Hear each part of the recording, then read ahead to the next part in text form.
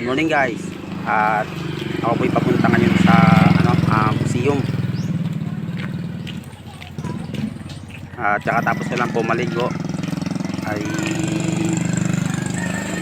masyadong maulan dito sa amin. Medyo maayos na ang panahon. Kaya bisitahin natin yung Port San Andres kung ano ang sitwasyon. Oh, yun. Pasimba ka mo. At andito nga pala ako guys sa sa gitna. Medyo maayos na pa naman at wala naman siguro may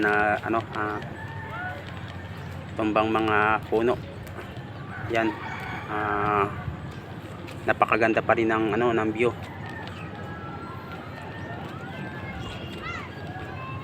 At yung bang kasama ko ay andun sa taas ng museum. Papunta po sa kumukuha ng video. Museum.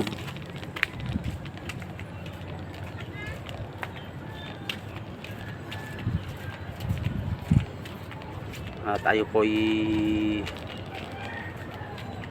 papunta na po sa pinakaloob po ng museum. At andito po ako ngayon sa baba. Museum.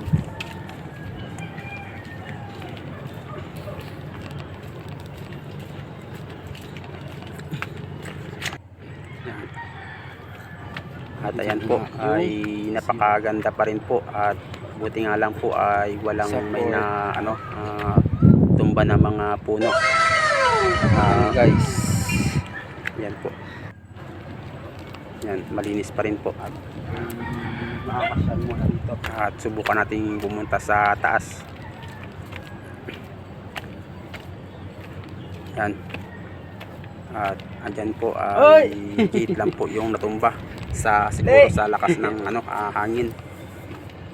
Sama ko.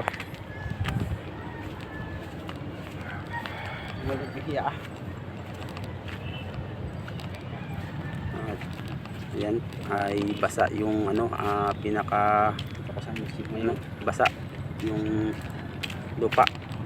Medyo wala pa masyadong malinisan yung museum.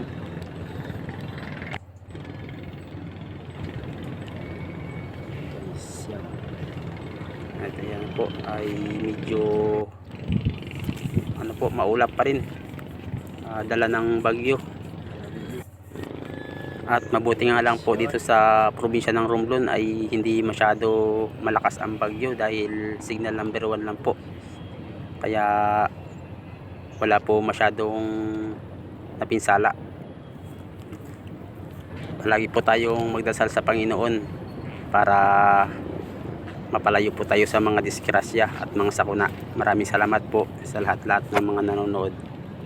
At God bless po sa lahat.